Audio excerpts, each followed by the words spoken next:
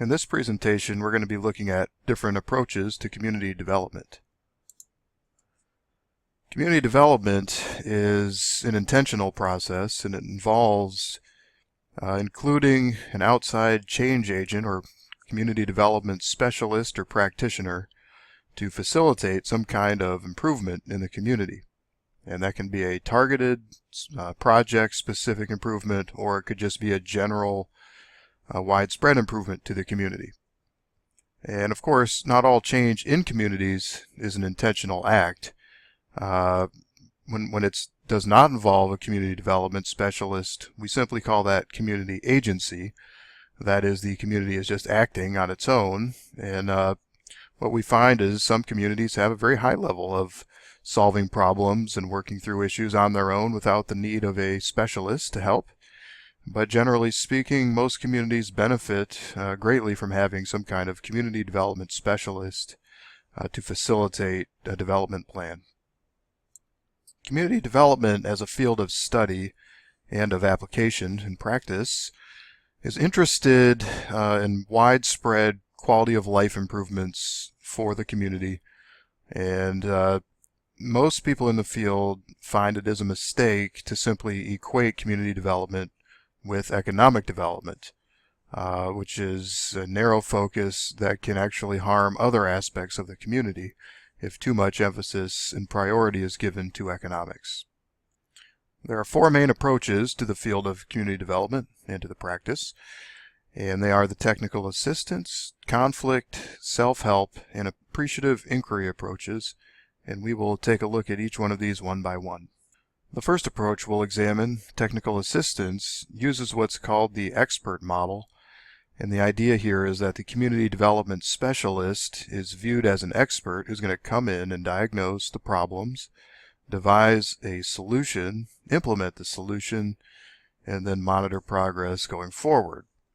And usually this is applied when there's some kind of new technology, money, or knowledge transfer that has taken place, and the expert is there to help finance, install, and use the new transfer. So under technical assistance, the expert specialist will go through the following steps. They'll identify what the community needs. They'll identify the problems of the community. They'll consider different causes of that problem, and from that they'll devise some kind of solution. Then they'll implement the solution and evaluate using a cost-benefit analysis typically. So the focus of technical assistance is on the task to be performed. In other words, you could say that to many in this area, the ends justify the means. We're not so much interested in how we get there, we're just interested in that we do get there. So the problem with this approach is that the community has very little input in the process itself of community development. It doesn't get to define, for instance, what it thinks is a problem, and an expert coming from the outside may have a different set of priorities than members of the actual community. The appeal here is to government bureaucracies that want to set the agenda and perhaps even suppress rival issues or individuals. And this became popular after World War II when it was used primarily to help other countries modernize as a model of national development as well.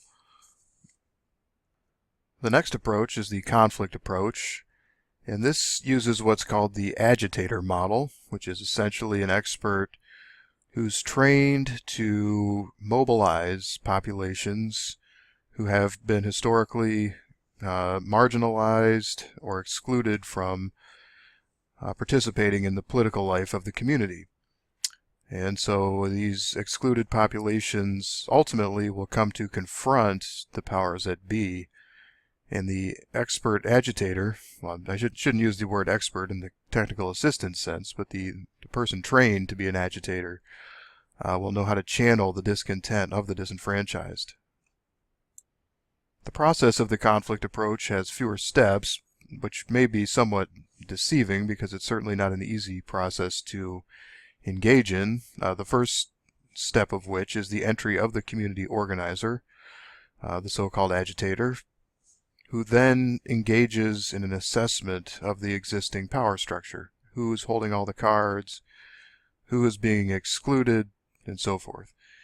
From there, an organization or coalition is assembled of the disenfranchised and the marginalized groups. And sometimes partnerships are formed with more powerful groups with those groups to give them more leverage and access to resources.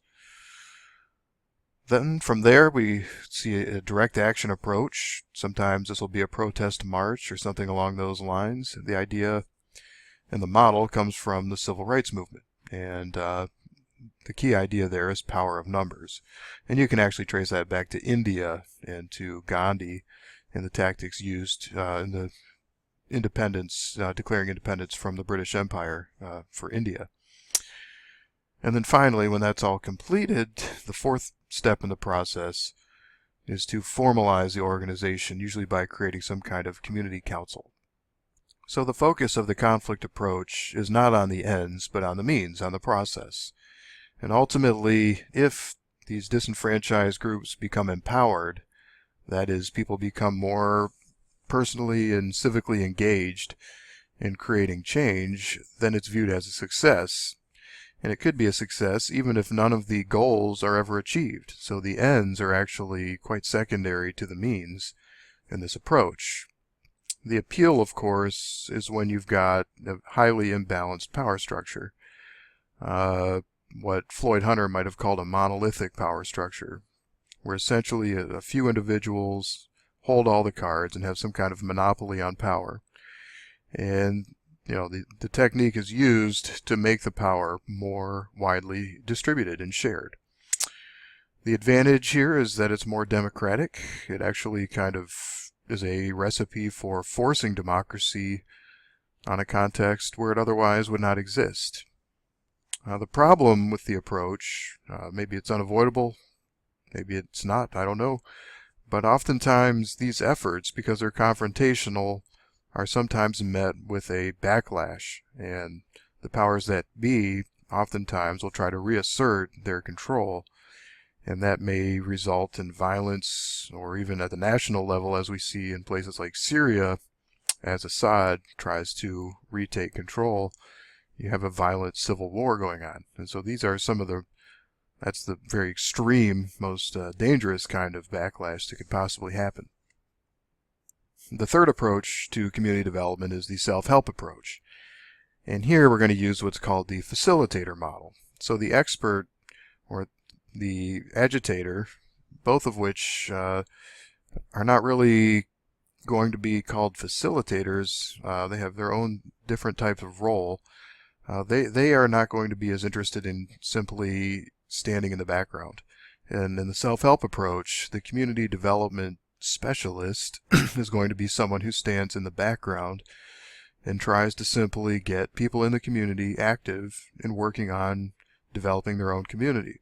So the idea here is to build a consensus by increasing community agency and capacity. The self-help process has 5 basic steps. The first of these is a visioning step where members of the community come together and they try to identify different goals that they hold for their own community. What kinds of things would people like to see happen?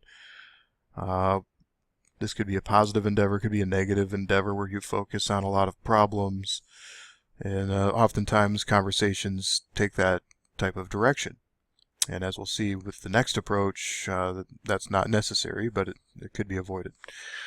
So after this visioning process, there's the next step is assessing assets, which essentially looks at what are some of the strengths of the community that could be built on. Third is choosing projects, what kind of development projects might reasonably be engaged in. And usually when the process starts out, you want to pick projects that can be completed, that are not way too ambitious, because early successes will lead to further action down the road. And so we want to have some wins chalked up before we tackle any really ambitious large projects. The fourth step is implementing the projects. And then finally, the fifth step is evaluating the projects to make sure they're working as they were intended. So what the self-help approach shares with the conflict approach is a focus on process over ends, right? Where the means are more important than the ends. And really, this is just widespread empowerment, almost exactly the same as the conflict approach, except in that case it's towards the disenfranchised group. And in fact, self-help works best when you don't have such a power structure in place. And the appeal of this approach is that it may be the only one that you can use as federal support, as state support, as tax dollars dry up. To support development efforts and initiatives, communities are going to find it increasingly on their own shoulders to figure out ways to make improvements, and those improvements may have to be of the volunteer variety where funds are not necessary. And so you certainly want to have people committed and invested in their community for this to work. The problems with self-help is it's often hard to reach consensus, particularly in diverse communities. And the democratic process can be very messy and sloppy, and people can become frustrated, and they can oftentimes become discouraged and walk away from the table, so to speak. Moreover, it's easy to exclude those who are unable to attend meetings, unable to participate for various reasons. And so you have to make special effort as a specialist in this area to make sure that all members of the community have access to the meetings and to the discussions. Success of self-help requires institutionalizing the change process. Similarly to the conflict approach, this may mean creating some kind of community organization, such as a council.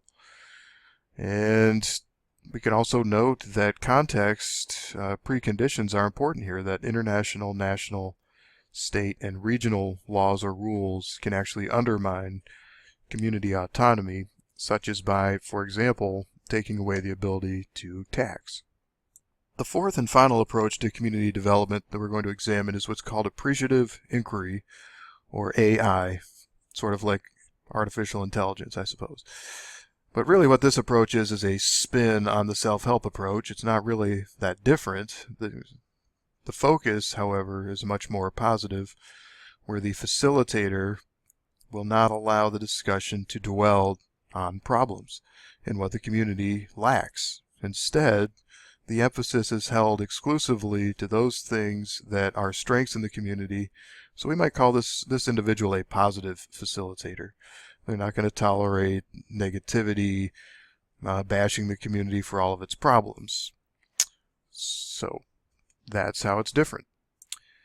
The steps in this approach are similar to self-help, although devised in a slightly different way. There's something called the 6D process. The first D is define, and that is we're similar to the visioning process, where you're thinking about what you'd like to see happen in the community. 2 is to discover assets, what is working best in the community, what kind of things can be leveraged. 3 is to dream about how what is working could be improved and made better. 4 is to design how to build on current assets and what works to get to desired future conditions based on the dreaming step. 5 is to deliver, which is to implement the design, so you can see a parallel there to the other process of self-help. And 6 is to debrief, which includes but is not limited to evaluation. So part of this is also reflection and celebration. So this is a community building approach, and that's a big part of appreciative inquiry, is the effort to build community. So what we'll see is appreciative inquiry has similar challenges as we saw with self-help, and I won't repeat those here. You can refer back to that. But what's nice about appreciative inquiry is that it can be used with the community capitals framework as the method for measuring, assessing, evaluating the different capitals of a community. So now that we've gone through each of the approaches, let's go ahead and unpack those a little bit further. One of the things we can do is see how the approaches are tied to different community capitals. So if we really think about it, technical assistance is tied to human capital, and really the human capital of the expert community development specialist, the one who's responsible for identifying and solving the community's problems. Under conflict, really the key idea here is to mobilize, and that has everything to do with political capital and building political capital for those who lack it, and that is the goal of the agitator. Under self-help, we're really focusing here on social capital, building networks between members and organizations of the community, strengthening those networks, keeping an eye on weak and strong bonds between members of the community. And it's the goal of the facilitator and the job of the facilitator to make sure that social networks and social interaction are expanded and improved upon. And that's the same for appreciative inquiry. It's also focused on social capital, and that is the job of the positive facilitator. So at this point, an appropriate question to ask is, which approach should I use if I'm going to go into community development? Or which approach should my community look to for guidance and as a model of community development? And really it depends on conditions. And generally speaking, communities should focus on a self-help or an AI, appreciative inquiry approach, because these are the best for ongoing community development efforts. Technical assistance, because it's more limited to projects typically, is not really appropriate for ongoing efforts at community development. However, it's very useful when you've got an emergency situation, perhaps following a disaster such as a flood or hurricane. Have somebody come in, assess the problem, and then start handing out marching orders, so to speak. It's really modeled after the military. And of course, when the power structure is unjust, the conflict approach may be required as a way to spread around the political capital. But after that happens, actually what happens is the conflict approach transitions into more of a self-help model. There's a couple more ideas that we should think about before we leave this topic of community development. And one of those has to do with linkages. Each of these approaches that we've examined recognizes the value of external linkages to resources. So we don't want to go it alone when we don't have to, so to speak. Federal and state support for community projects and development is a vital and important asset for any community, and if those sources of funds are taken away, it's really going to limit what a community can carry out. But they do carry more risk than horizontal linkages, and communities should look at finding ways to partner with other communities of similar size and stature, so to speak, in order to share resources, share ideas, maybe even collaborate on some development projects. The key is balance. Structure and agency, the classic conflict in sociology and philosophy. To what extent do we depend on the structure? To what extent do we depend on the agency of individuals to solve problems? And also the classic top and bottom conflict. How much support should come from above? How much should come from the bottom? And those concerns apply here equally well. The next couple ideas have to do with the democratic process, and particularly the self-help and AI approaches, and also to some degree the conflict approach. But the technical assistance approach is not participatory, and so it's not a democratic process. And that's one of the reasons it's not a very good model for ongoing community development.